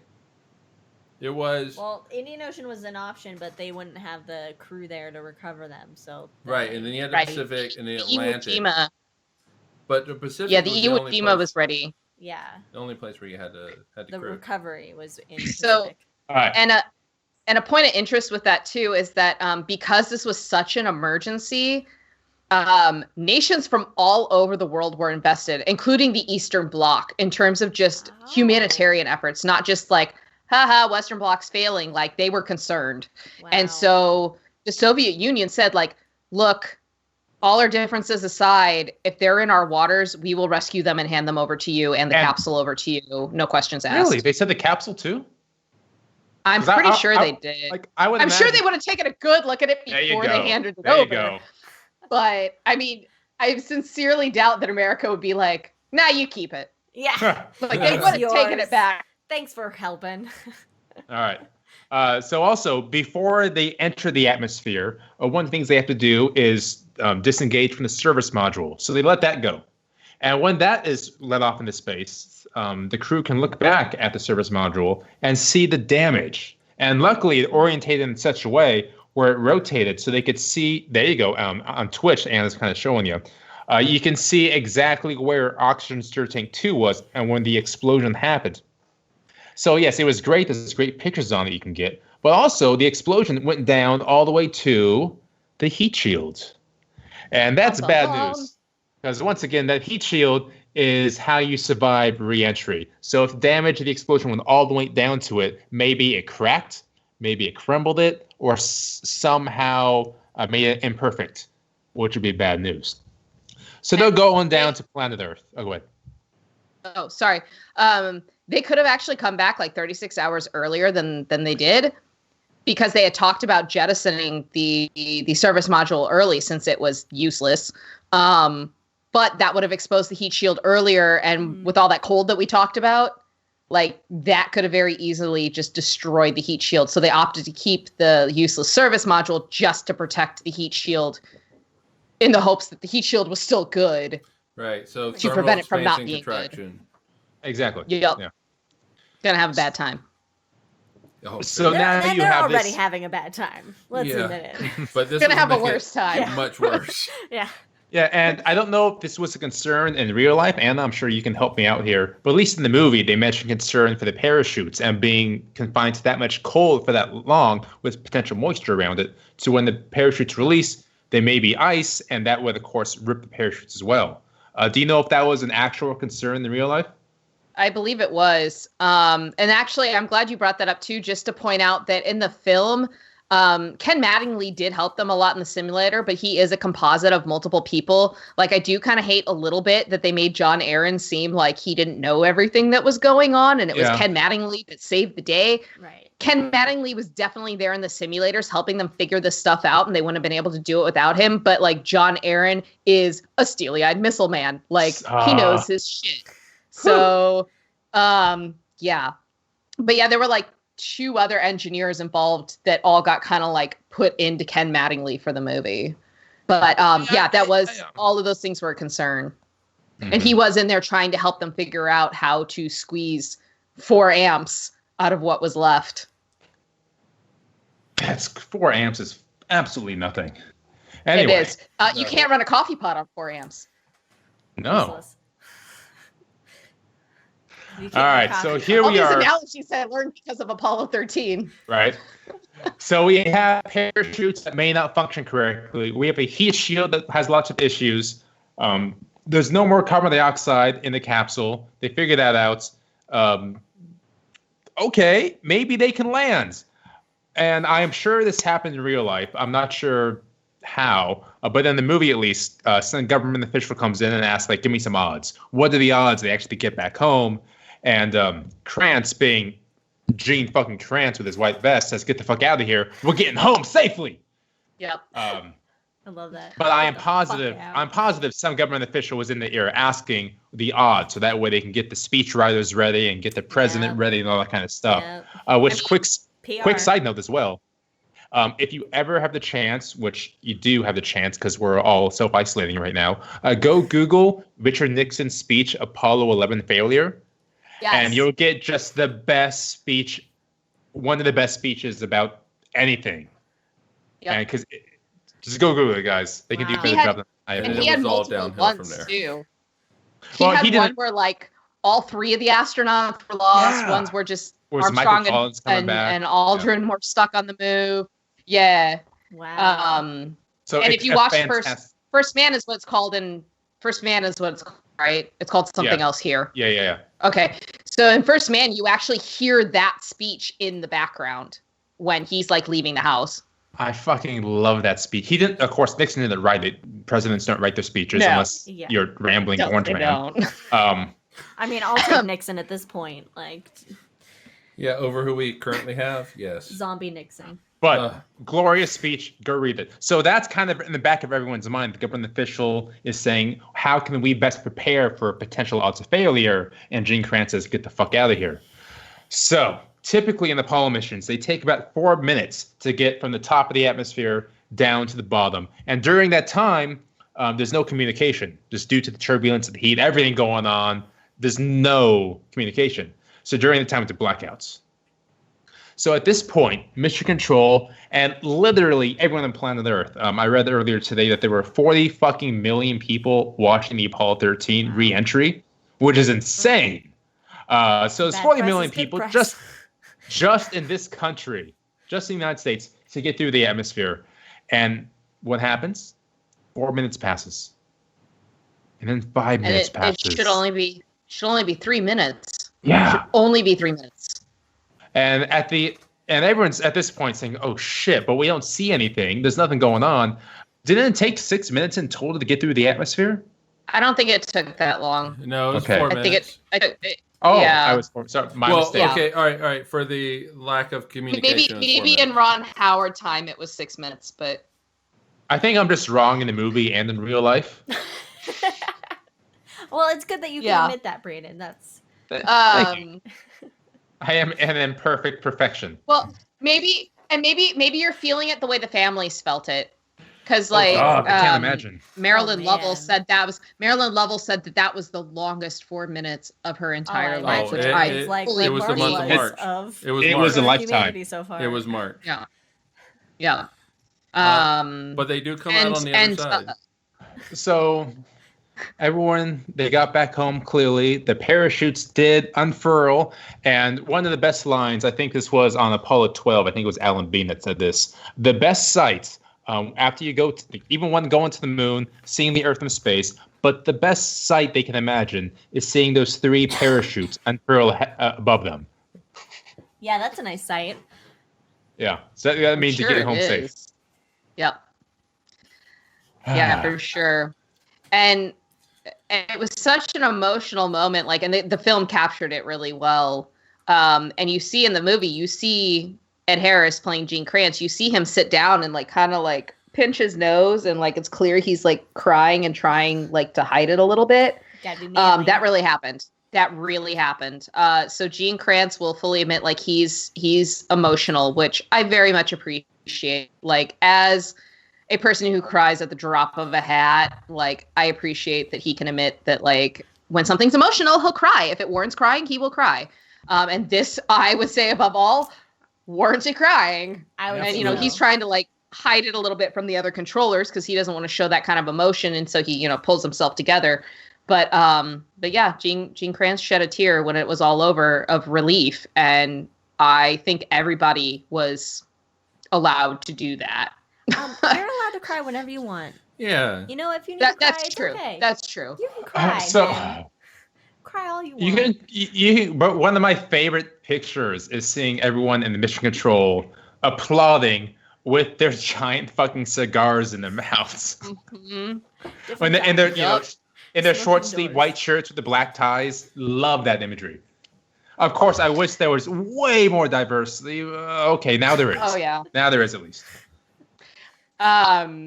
Yeah, apparently too, they pulled out the cigars prematurely. Like basically, as soon as the spacecraft splashed down, they pulled out the cigars and lit them and like cheered and brought out the American flags. You might as well. Right. Like traditionally, you don't do that until the crew and the capsule are safe on the carrier.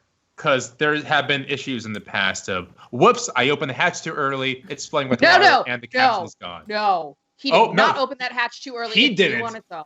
Of course he didn't. Of course it blew on its own. Of course. Okay. And Wally Schirra proved that later. We will have an episode on this later. Liberty Bell 7. Not today, because we're all about Apollo 13 today. I will fight you on Liberty Bell 7. Okay. Oh man. Okay, we're gonna rein it in a little bit. All right, so we have successfully landed. Fisticuffs like gentlemen. Oh, you said gentlemen. Oh, gentlemen. By the way, we are halfway to Uranus.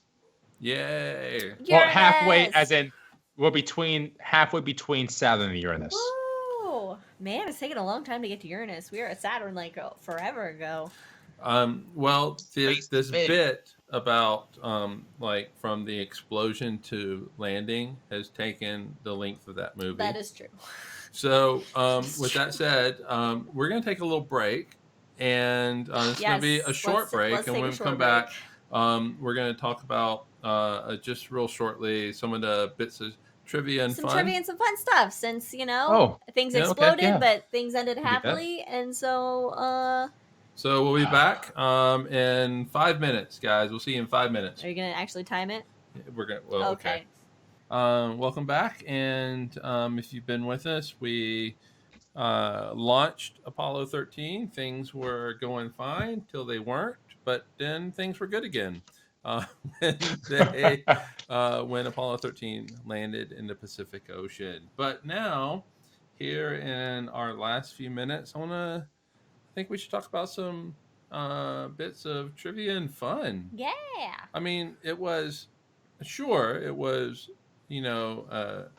dramatic mission, to say the least. But there were moments of fun and trivia and stuff. And Gollum, by the way, is back. Thank you for returning, Gollum. We missed you so much.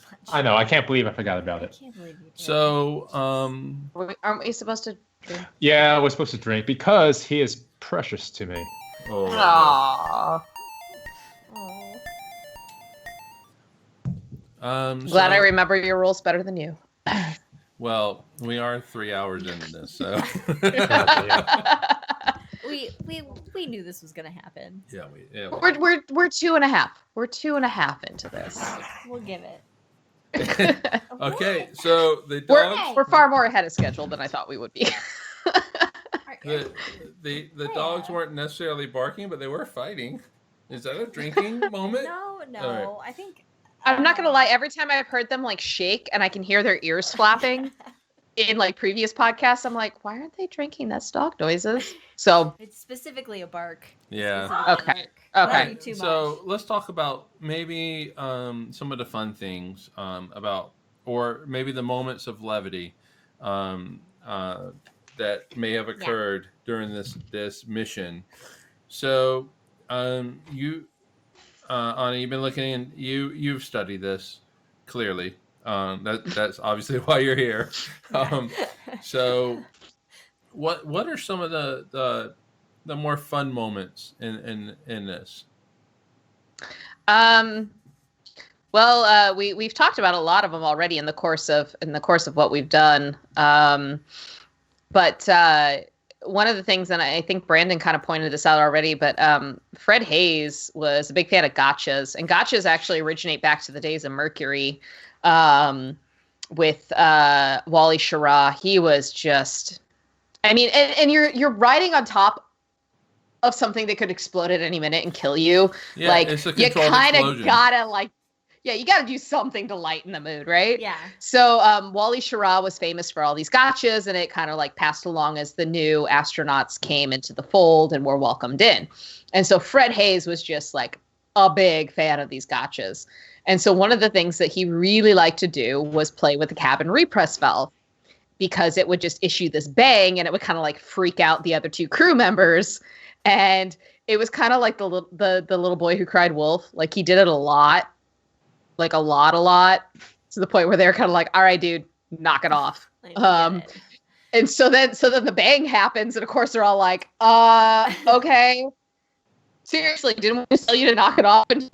And Jim Lovell's like, I looked at how big his eyes got in that moment and knew that he had not done anything. Wow. So that's a real life boy who cried wolf lesson for you right there.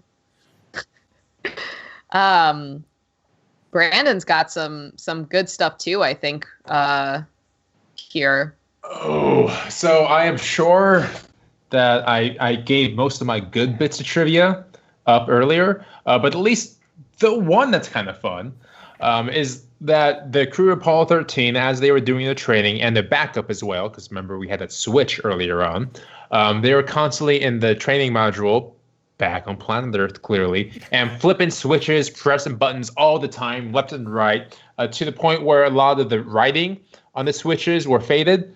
So they basically had everything memorized where all the switches were at. Mm-hmm. And also they pressed and switched so many times that it became very loose. It was much easier to flip and switch, to where when they got actually on Aquarius and on Apollo 13, the buttons were much firmer to press. So they kind of complained about that a little bit, saying, hey, these buttons, they're not as easy as they were back home, because they haven't spent literally hundreds of thousands of hours training on it. So it was a little firmer, a little newer, and all the labels were still on them, which is nice, I guess, even though they had everything memorized to that point. Damn buttons. Well, Buttons are too I firm. mean, maybe 13 did, but clearly they didn't on 12. They didn't know where to find SE dogs. Al Bean did figure it out pretty quick, so he did remember it. But yes, you're right. You're also right. Yeah. There's a lot of buttons in those crafts. So there's one thing that you have in here, and I want to bring it up just because I like your side commentary on it. Yeah, I think you know where I'm going. So, so the computer program that they used, the guidance computer that they used, it was the same for the command module and the LEM, basically the same thing. And when you would enter commands, if you like did it right and you did it properly, like in terms of like guidance, it would tell you like how close you were based on like what the computer thought you should be. And so, like most people, like, you know, like the lower the score, it's like golf, the lower the number, the better it was. And so you might say like, I got like, if it was like 0001, that was pretty darn good. And it would be, you know, like, oh, I got 3 balls and a 1. And so they would actually have bets on like, well, I can get more balls than you. And so like on this mission at one point, Lovell tells Houston, like, Roger, Houston, it was all balls. Oh my God. That happened on day 2, if you were curious. I mean, all balls in day 2. what else are you gonna do in It's space? all balls. Balls all the way down. Spotlighting a little bit of diversity, because we talked about like the lack of diversity. So speaking of balls. Speaking of balls, let's not talk about them anymore. So I want to spotlight a couple of the women who worked on this program. So thanks to the movie Hidden Figures, we all know about some of the African-American computers who worked for NASA, particularly at Langley, and broke down some of those barriers and some of those walls. And it was very interesting to read the book because they specifically say, you know, the outside world was very much segregated, but within NASA, those walls broke down. And the movie dramatized it quite a bit. Yes, in the book, they tell you, like, it broke down pretty quickly, and those barriers just, they weren't there. There were, I think there were more so gender barriers than color barriers at that point. Yeah. But even those broke down because these computers, these women had the astronauts' lives in their extremely intelligent, capable hands. Yeah. And so, of course, you know, we have the names that we've all come to know over the years, like Katherine Johnson, who unfortunately just passed away this year. She's like that one was my favorite. Oh, you have Margaret action figures. Hamilton. Oh, Hey. God, yeah. Hey. I You have have the Legos. Women of NASA set. Of course, I have the Lego Women of NASA set. Love Margaret that. Margaret Hamilton is like my absolute favorite. She is just. So for I those of want you to on be the her when I grow podcast, up. for those of you on the podcast, Margaret Hamilton has the famous picture of her with long hair and glasses, leaning on the stack big of stack of code she papers. wrote for the Apollo program. Just taller than but her. Yeah. But in the last few years, a lot of the women in NASA, they've recreated that photo, but on the opposite side. And they've kind of photoshopped themselves into that same photo with them leaning on the stack of papers. And it's so great. That's Nice. cool. I'm not gonna lie, I've thought about how I can try and dress up as that photo for Halloween. Like Yeah. if I could just get like a rolly cart and then glue a bunch of binders to each other Yeah. and just push it along with me. You should. You should. Doable. That would be great. Yeah. Unfortunately, be the great. Germans don't do Halloween like the Americans do, but that doesn't mean it's gonna stop me. Don't worry, do it on July 4th. They'll understand. But yeah, like Margaret Hamilton's the one who wrote the code for the quote unquote code for the guidance computers for the CSM and the LEM. And so like in Apollo 11, for example, when they had that famous 1202 and 1201 alarms, she was the one who prior to that had been like, hey, this might be a problem that pops up. If this pops up, it's just the computer being like, you're feeding too many things to me. Like, you need to chill out a little bit. I'm just going to process the more important things first. Just relax, Which basically, man. yeah, just like, and also she had previously told her boss, like, this is an issue we should probably fix. And her boss was like, So when it came up in a sim right before launch, she wound up talking to the mission controllers and stuff and was just like, look, if this happens, like, you can feel pretty confident in just being like, nah, ignore it. And that's what happened. Although it also turned out that Buzz Aldrin flipped a switch inadvertently and did something with the S-band, and that caused some of the overload. So, and that's okay because he's Buzz and he's a sweet old man at this point. This is true. Well, a sweet old man who punches deniers in their face. As he Fuck should, yeah. because he's a badass. Because yeah. he walked on the moon. He is. And what cop is going to arrest Buzz Aldrin? But it's an amazing story, the Apollo 13. Absolutely. It is. And I mean, if you look at it, it's just 100 hours or so. Well, it's more than that. Yeah, it's 7 days or 6 days? 7 days. Well, 6 days. It was the shortest flight to the moon. Yeah, so we'll say 150 hours, 6 days. But the amount of stuff that happened in that time, and the problems that they were overcoming just in real time was amazing. And everybody, I think they were Jim Lovell at a interview or something, press conference, was saying it was everybody working together. It was just an amazing thing to bring these 3 astronauts home. The world stopped for a moment, was united, and because of these 3 people who we did manage to bring home. And NASA. No, go ahead. NASA learned from this mistake too.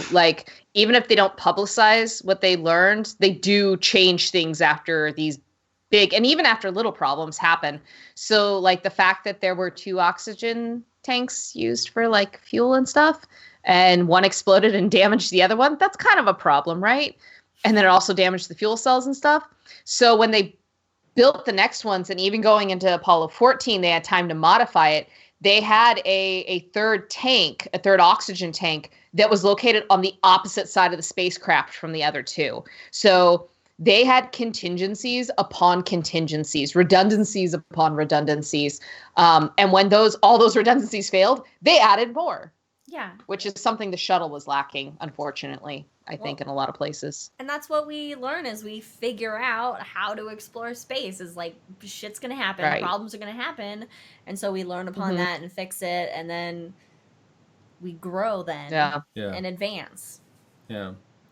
Well, like I said, it's an amazing story. If you have not seen Apollo 13, at least see that. It's got Tom Hanks. He's a national treasure in his own right. Yes, he is. And as our guest on the pod, do you have any final thoughts on Apollo 13? Oh God, that's heavy. Gosh, I just think that it's something that we can all learn from.